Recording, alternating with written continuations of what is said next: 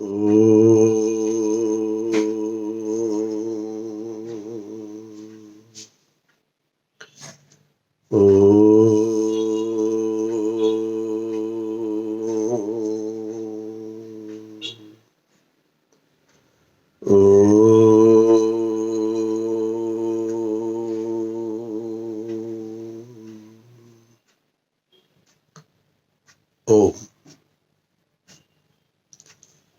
आज संडे प्रवचन का जो हमारा विषय होगा, यह एक वेद मंत्र की व्याख्या होगी और वेद मंत्र के माध्यम से हम अपने जीवन के अंदर में उस वेद ज्ञान से अपने जीवन को उन्नति के पथ पर अग्रसर हम कर सकते हैं। यदि आपने अभी तक मेरे चैनल को सब्सक्राइब नहीं किया तो आपसे आग्रह करता हूं कि आप मेरे चैनल को सपरिवार जरूर सब्सक्राइब करें। यजुर्वेद के 40वें अध्याय का प्रथम मंत्र आता है, ईशावास्यमिदं सर्वं यत् किंचित जगत्याम जगत तेन त्यक्तेन भुंजीता मां ग्रदा कस्य स्विद्धनम। मंत्र बहुत सरल और स्पष्ट है। ईशावास्यम इदम सर्वम, यह समस्त जगत ईश्वर से परिपूर्ण है, क्योंकि पूर्णता जिसके अंदर है वही ईश्वर है। क्योंकि पूर्ण के अंदर से कुछ भी माइनस करेंगे तब भी पूर्ण रहेगा। अर्थात ईश्वर हमेशा निश्चित रूप से समस्त जगत के अंदर व्याप्त है। हम शायद उसको बहुत अधिक अनुभव नहीं करते, लेकिन ईश्वर की इस अनुभूति को जब आप अपने अंदर, मन के अंदर, अपने ध्यान के अंदर जब आप रखना प्रारंभ करते हैं, तब ईश्वर की समीपता आपकी आत्मा के अंदर आपको प्राप्त होती है। इसलिए ईशावास्यमिदं सर्वम कि समस्त जगत जो है परमपिता परमात्मा से व्याप्त है, इस बात को जरूर हमें अनुभव करना है। ईश्वर ने समस्त जगत को हमारे लिए बनाया। आज यदि कोई बीमारी है तो उसकी भी वैक्सीन यदि मिल गई है तो उस वैक्सीन के अंदर में क्या तत्व डाले गए हैं, तो किसी न किसी पेड़ पौधे का रस कोई ना कोई उसके अंदर डाला गया है, क्योंकि मूल जो पदार्थ है वह परमात्मा के द्वारा दिया गया है। उस मूल पदार्थ को विकसित करते हुए वैक्सीन बना दी गई है और प्रकृति अरबों वर्ष पूर्व बनाई गई है और बीमारी आज हमें प्राप्त हो रही है। तो यह समस्त जगत परमपिता परमात्मा से व्याप्त है। ईश्वर के इच्छा के बगैर कोई भी पत्ता नहीं हिलता है, यह प्रश्न मुझे बहुत से लोग कहते हैं और इसका ये गलत संदर्भ वो लेते हैं। वो सोचते हैं कि इसका अर्थ यह है कि ईश्वर की आज्ञा के बिना कोई भी हम कार्य नहीं कर सकते हैं। हम जो भी कार्य कर रहे हैं ईश्वर की इच्छा के अनुसार कर रहे हैं, ऐसा नहीं है। क्यों? क्योंकि कहा गया है ईश्वर की आज्ञा के बिना कोई भी पत्ता नहीं हिल सकता। ये पत्ता प्रकृति का भाग है। यहां पत्ता शब्द यूज किया गया, तो पत्ता प्रकृति का भाग होने के कारण कोई भी पत्ता नहीं हिल सकता। अर्थात जो प्रकृति की व्यवस्था है वो व्यवस्था मनुष्य के हाथ में नहीं है, अपितु परमपिता परमात्मा के हाथ में है। कैसे किसी भी चीज को परमात्मा के द्वारा जो दी गई वस्तुएं हैं उनको हम देखें, समझे, और वो व्यवस्था का पूर्णतः एक ही अधिष्ठाता है, वह है परमपिता परमात्मा। समस्त जगत के अंदर हम देखते हैं कि औषधियां हैं, पदार्थ है, अन्न है, जल है, वायु है और सूर्य चंद्र आदि सभी है, और ये सभी अपने एक नियम और व्यवस्था से सभी कार्य कर रहे हैं। और इस बात को हमें ध्यान रखना चाहिए कि जहां पर भी यदि किसी भी चीज का नियम आप देखते हो तो उस नियम को चलाने वाला भी वहीं पर होता है या उसका ज्ञान होता है। तो निश्चित रूप से हमारे जीवन के अंदर हमें इस वेद मंत्र का प्रथम भाग अपने जीवन के अंदर धारण करना चाहिए कि यह ईशावास्यमिदं सर्वम, ये जितना भी जगत है, यत्किंचित जगत्याम जगत, जो भी जगत जड़ और चेतन दोनों प्रकार का है, उसका जो अधिष्ठाता है, उसका जो स्वामी है, वह परमपिता परमात्मा ही है। हमारे आत्मा को एक शरीर प्राप्त कराना यह परमात्मा का कार्य है, और शरीर प्राप्त होने के बाद में मनुष्य योनि में कर्म करने की स्वतंत्रता उस आत्मा को दी गई है, लेकिन पशु योनि के अंदर कर्म करने की स्वतंत्रता प्राप्त नहीं है।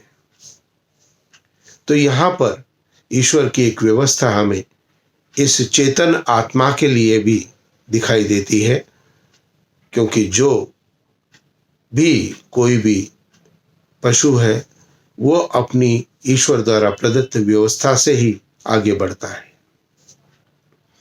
तो इस जड़ और चेतन दोनों की व्यवस्थाओं को संभालने वाला, जगत को बनाने वाला, जगत का पालन करने वाला, जगत को नियम पूर्वक चलाने वाला परमपिता परमात्मा है। तो यह समस्त जड़ और चेतन जगत का एक ही नियंता है, एक ही स्वामी है, वह है परमपिता परमात्मा।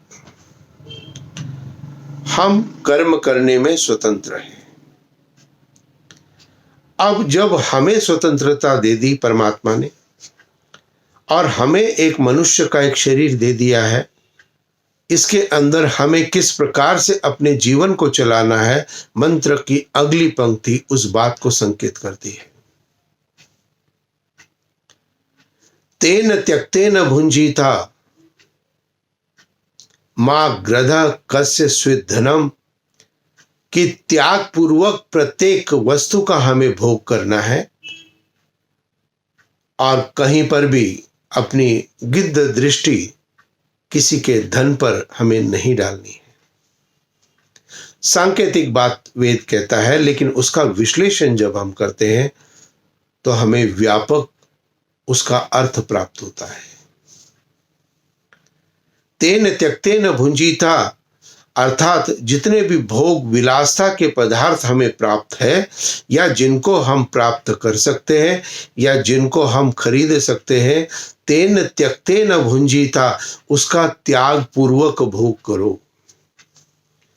त्याग पूर्वक भोग से यहाँ पर तात्पर्य यह है कि किसी भी पदार्थ का यदि हम सेवन करते हैं तो उसके अंदर हमारी आसक्ति नहीं होनी चाहिए।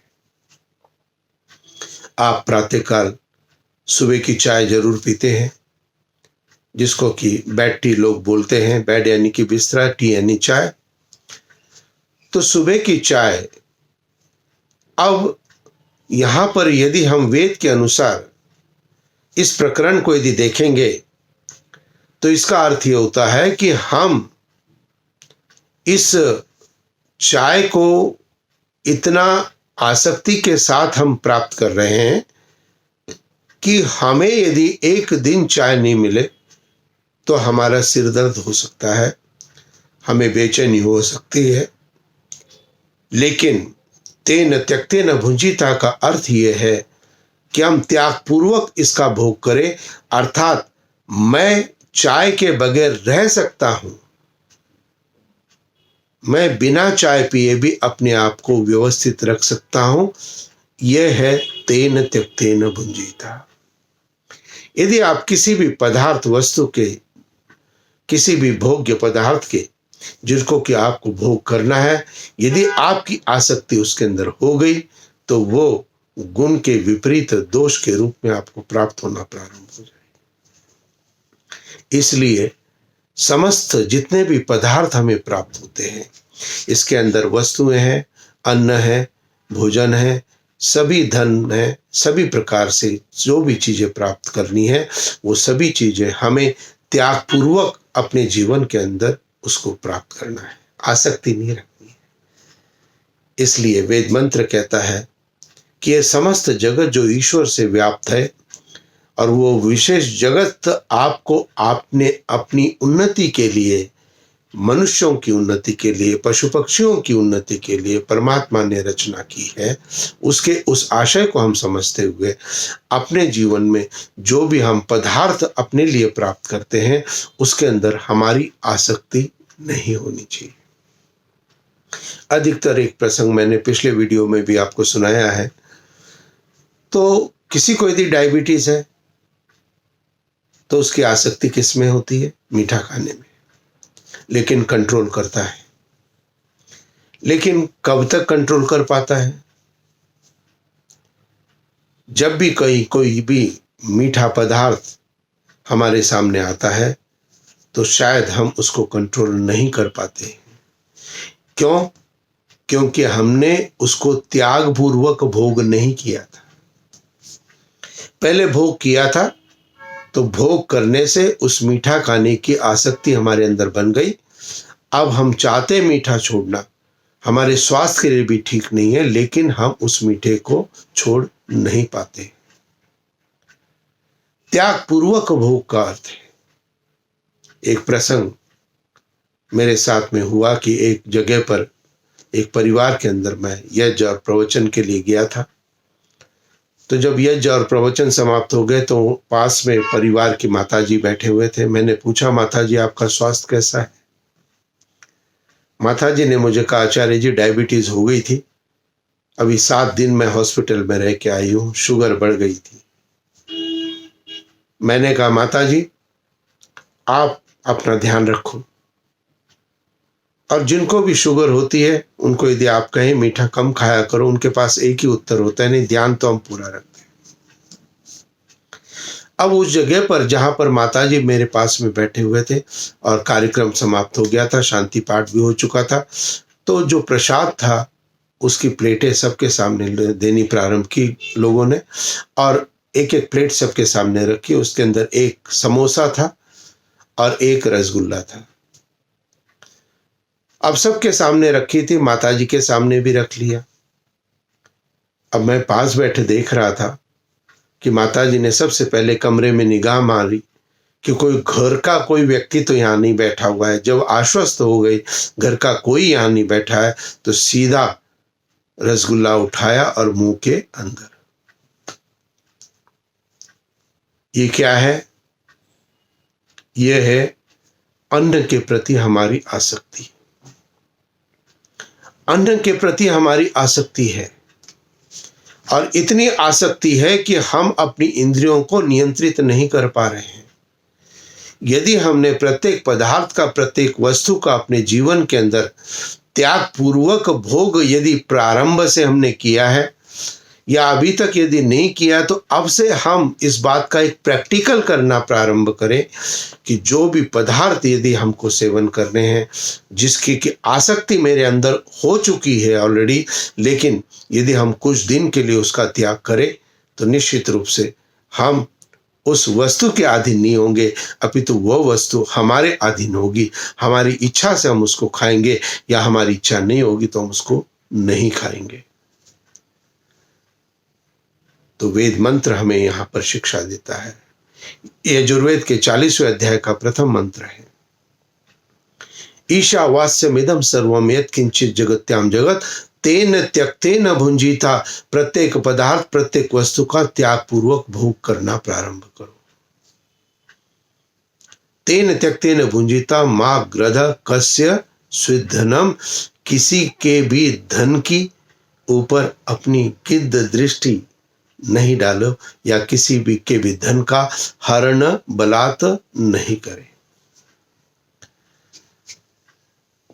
एक पक्षी गिद्ध जो होता है वो ऊपर विचरण करता है, बहुत दूर होता है, मीलों दूर होता है, लेकिन उसकी आंख के अंदर परमात्मा ने इतनी शक्ति दी है कि वह इतने मीलों दूर के भी पदार्थ या वस्तु को अपनी आंख से देख सकता है। तो मान लीजिए कोई भी प्राणी उस पदार्थ को खा रहा है नीचे जमीन पे, और यदि गिद्ध ने उसको देख लिया है तो थोड़ी देर बाद गिद्ध क्या आएगा? गिद्ध आएगा, फट से उसको एक चोंच मारेगा, उठाएगा और चला जाएगा। तो यहाँ पर वेद मंत्र हमें ये शिक्षण दे रहा है, माँ ग्रदा कस्य स्विद्धनम। किसी के भी पराये धन की बलात् प्राप्त करने की इच्छा को हमें नहीं करना है। ध्यान रखिए, वेद आपको संदेश देता है कि आपके पूर्ण पुरुषार्थ के उपरांत, पूर्ण पुरुषार्थ या पूर्ण कार्य के उपरांत जितना भी कुछ हमें प्राप्त होता है उसको ईश्वर का आशीर्वाद समझे। लेकिन इसके विपरीत, वेद मंत्र के विपरीत, जब हम किसी के धन की अधिक आकांक्षा यदि रखते हैं तो क्या हो जाता है? उस अधिक आकांक्षा के कारण हमारा जो चिंतन है, हमारा जो मन है, हमारी जो आत्मा है, वो क्या करती है? आत्मा फिर सत्य को छोड़ असत्य के रास्ते पर चलना प्रारंभ करती है। किसके लिए? धन की प्राप्ति के लिए। पदार्थों के अंदर मिलावट कर दी, गलत प्रकार की चीजें देना प्रारंभ कर दिया, कहीं ना कहीं अपना साम दाम दंड भेद करके उन चीजों को उस प्रकार से वितरित करना प्रारंभ किया और बलपूर्वक किसी के भी धन को हरण करना प्रारंभ कर दिया। इस बात का एक प्रत्यक्ष मुझे अधिक दिखाई देता है कि बलात् किए गए धन के, जो भी व्यक्ति बलात् धन को ग्रहण करता है उसकी आसक्ति कभी धन के प्रति समाप्त नहीं होती। और अभी हम देखते हैं अनेकों विशेषतः राजनेताओं के, जब मैं पढ़ता हूं कि अभी उम्र 40 साल का है और संपत्ति 300 करोड़ है, 400 करोड़ है, आश्चर्य होता है कि प्रारंभ में इतनी धन संपत्ति नहीं थी, अब इतनी धन संपत्ति कैसे हो गई? तो वेद मंत्र हमें यहां शिक्षा देता है, मां गृधा कस्य स्विद्धनम, कि किसी के भी धन की अधिक आकांक्षा नहीं करे। और एक स्टैटिस्टिक्स मुझे याद आ रहा है, कहीं मैंने पढ़ा था, कहाँ पढ़ा था वो मुझे याद नहीं है, कि प्रत्येक मनुष्य अपने जीवन के अंदर पुरुषार्थ करके, कार्य करके, श्रम करके जितना भी धन एकत्र करता है, चाहे वो सत्य के साथ हो या असत्य के साथ हो, उसमें से केवल मात्र 30% ही अपने व्यक्तिगत जीवन में वो उपयोग कर पाता है, बाकी 70% वो पीछे छोड़ जाता है। हम बलात् यदि धन का ग्रहण कर रहे हैं, एन केन प्रकरण हम अपनी धन संपत्ति को यदि बढ़ा रहे, तो ये हमारे साथ जाने वाली नहीं है, ना हम इसका उपयोग करने वाले हैं। फिर असत्य के मार्ग पर क्यों चलना है? इसीलिए यहाँ पर एक उदाहरण के रूप में संक्षेप में वेद मंत्र ने हमें एक शिक्षा दी है कि जिस प्रकार से हम किसी के भी धन की गलत प्रकार से प्राप्ति की आकांक्षा यदि नहीं करते हैं तो हमारे जीवन के अंदर सौम्यता आ जाती है, और ये सौम्यता ही हमें अपने जीवन में उन्नति के पथ पर अग्रसर कराती है। इसीलिए आपका अपना व्यक्तिगत जीवन कैसा होना चाहिए? तो इस वेद मंत्र के अनुसार चले तो यहाँ पर हमारी जो आश्रम व्यवस्था है वो व्यवस्था एक सटीक प्राप्त होती है। ब्रह्मचर्य आश्रम यानी 1 से 25 वर्ष तक विद्या अध्ययन प्राप्त करना, शारीरिक बल प्राप्त करना। दूसरा आश्रम गृहस्थ आश्रम 25 से 50 वर्ष तक गृहस्थ के अंदर रहते हुए, कार्य करते हुए परिवार के संतति की उत्पत्ति करना और अपने गृहस्थ को ठीक बनाना, संतान को योग्य संस्कार प्राप्त कराना और अच्छे प्रकार से अपने धन को सत्यता से परिपूर्ण जीवन से अधिक परिश्रम करते हुए अधिक से अधिक धन का उपार्जन करना है। यहाँ पर एक बात और बताना चाहता हूँ कि वेद के किसी भी मंत्र के अंदर धन की लिमिटेशन नहीं दी गई है। वेद कहता है कि हम सब ऐश्वर्यशाली बने, असीमित धन हमारे पास हो, असीमित चीजें प्राप्त हो, लेकिन सत्य के मार्ग से, असत्य से नहीं। तो गृहस्थ आश्रम में 25 से 50 वर्ष तक यदि हम अपने जीवन को व्यवस्थित कर पाते हैं तो 50 से 75 वर्ष तक का जीवन हमारा चलता है, वह है वानप्रस्थ आश्रम। वहां पर घर में रहते हुए भी हम अपने अधिक से अधिक अपना समय ग्रंथों के स्वाध्याय की तरफ दे, ईश्वर के चिंतन की तरफ दे, ध्यान दे और सामाजिक व्यवस्था में हमारा जीवन समाज की उन्नति के लिए हो सके। मैं यदि प्रवचन के माध्यम से, ज्ञान के माध्यम से यदि सबको यदि कुछ कर सकता हूं, तो ये मेरा वानप्रस्थ आश्रम है जिसके कि मैं पालना कर रहा हूं। तो आपको समाज की भी सेवा करते हुए, अपने अध्ययन को भी रखते हुए, परमात्मा की प्राप्ति के लिए अपने ध्यान और उपासना को भी प्रारंभ करना है, अधिक लगन और निष्ठा के साथ में। परिवार में रहते हुए पारिवारिक जिम्मेदारियों में कई बार व्यक्ति उन चीजों को नहीं कर पाता है, लेकिन वानप्रस्थ व्यवस्था में ये व्यवस्था दी गई है। और चौथा जो है वो है संन्यास आश्रम, 75 वर्ष से लेकर 100 वर्ष की आयु तक।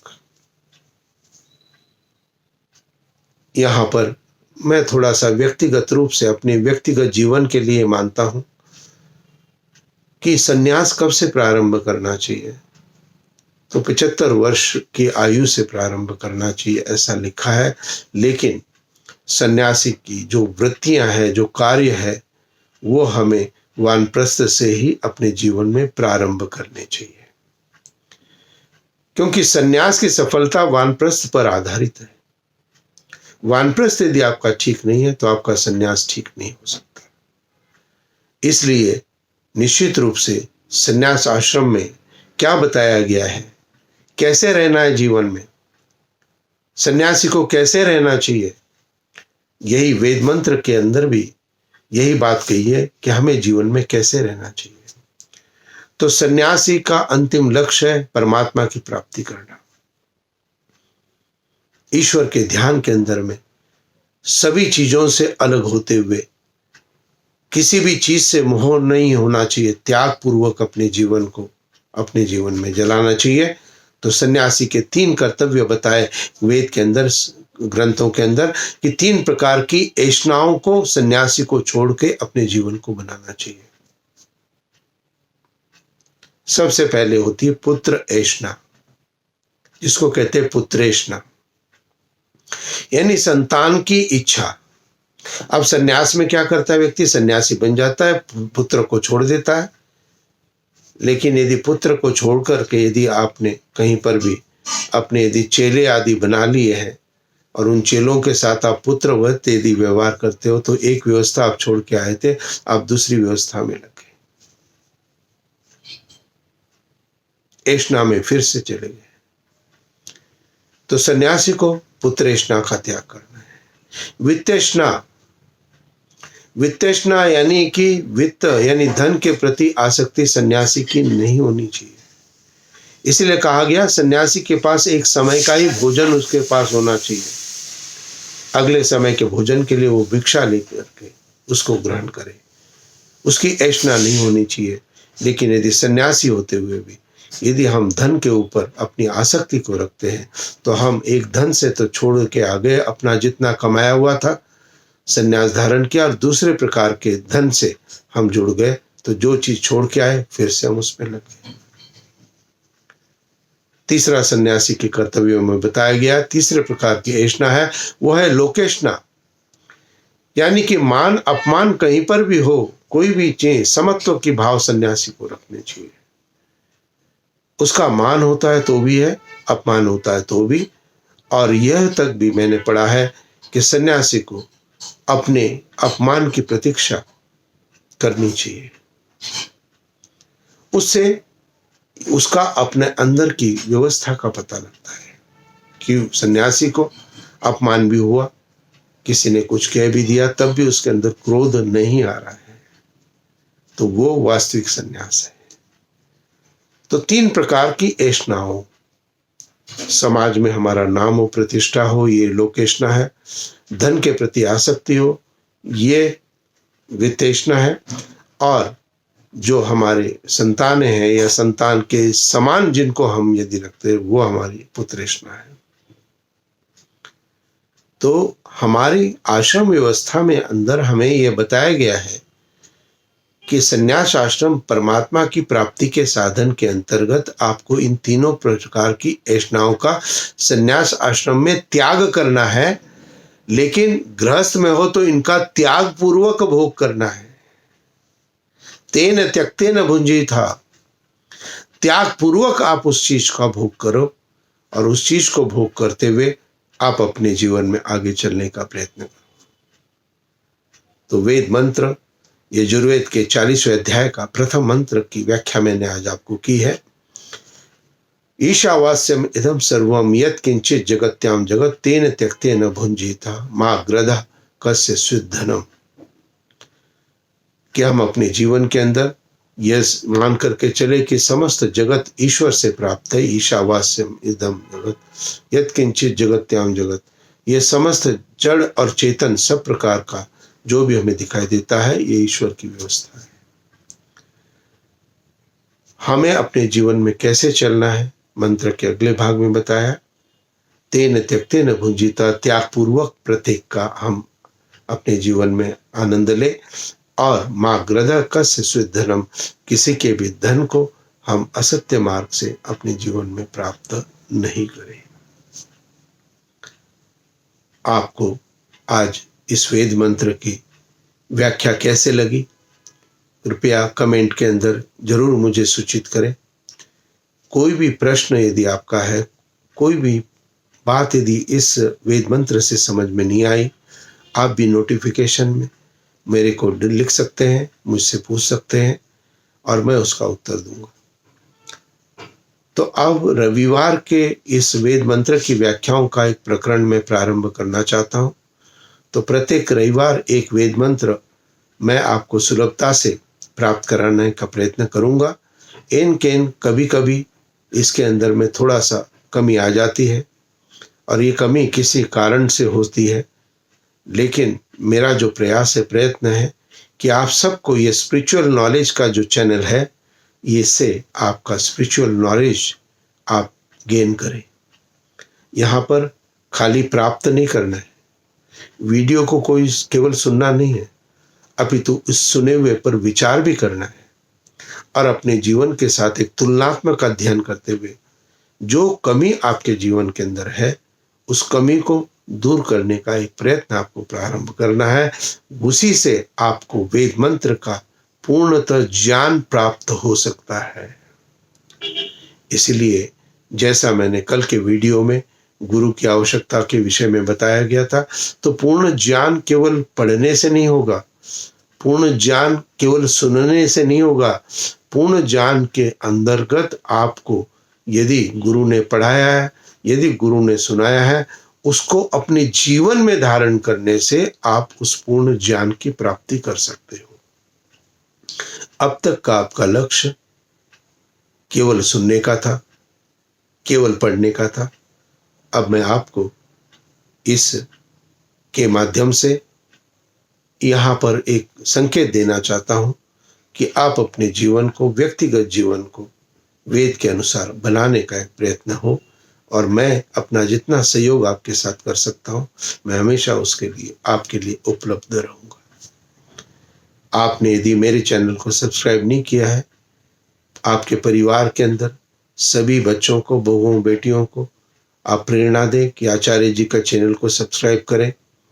और सभी के एक ही परिवार के अंदर यदि सबको यह ज्ञान प्राप्त होता है तो उस परिवार का एक सब प्रकार से विकास होना प्रारंभ होता है। हम केवल स्वयं सुन लेते हैं, स्वयं देख लेते हैं, स्वयं पढ़ लेते हैं, लेकिन यदि हम ज्ञान को परिवार के अंदर में उसको नहीं प्राप्त कराएंगे तो वहां पर पूर्णतः विकास परिवार का नहीं हो सकता है। तो मेरा जो उद्देश्य है, एक ज्ञान, एक परिवार। तो एक परिवार के अंदर प्रत्येक सदस्य को ज्ञान की प्राप्ति होनी चाहिए और इसके लिए सबसे सरल तरीका है, आपके परिवार के सभी मोबाइल्स में आपका ये जो चैनल है मेरा, ये सब्सक्राइब आप करें। तो मैं प्रत्येक दिन या जब भी मैं वीडियो डालूंगा, नोटिफिकेशन यूट्यूब से आपको प्राप्त होगा और उस नोटिफिकेशन से आप उस वीडियो को, नए वीडियो को आप देख सकते हैं। अन्यथा पुराने मेरे वीडियो भी आपको सब्सक्राइब करने पर प्रत्येक दिन उपलब्ध होते रहेंगे। 180 से अधिक वीडियो अब हो चुके हैं। ईश्वर जब तक शक्ति देगा कार्य को करेंगे आगे। और निश्चित रूप से प्रत्येक रविवार संडे प्रवचन में एक वेद मंत्र की व्याख्या अगले सप्ताह आपको फिर से प्राप्त होगी। तो आपसे आग्रह है, पुनः मुझसे जुड़े और यदि कोई भी शंका है, कोई भी आपको प्रश्न पूछना है, आप अवश्य यूट्यूब के नोटिफिकेशन में आप मुझे लिख करके मुझे भेज सकते हैं। व्हाट्सएप पे आप भेज सकते हैं।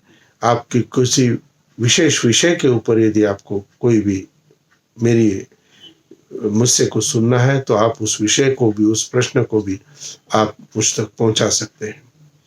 तो आपके लिए ईश्वर से प्रार्थना करता हूँ, आपका स्वास्थ्य उत्तम हो, आपके परिवार में सब प्रकार से सुख शांति आनंद हो।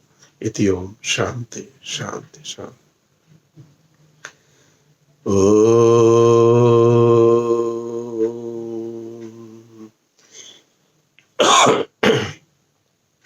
शांति शांति शांति। नमस्ते जी।